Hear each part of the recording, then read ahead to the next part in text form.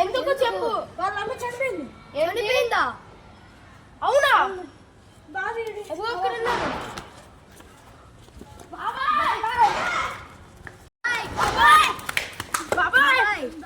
మర్చిపోయా సుబ్బారావు బాబాయ్కి చూడు కదా. బాబాయ్ బాబాయ్ బాబాయ్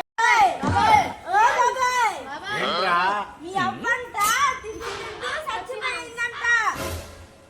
ఓ బాబాయ్ ఏంట్రా మీ అవ్వంట చచ్చిపోయిందంట. బిస్కెట్ కావాలా? మీ అవ్వంట చచ్చిపోయిందంట.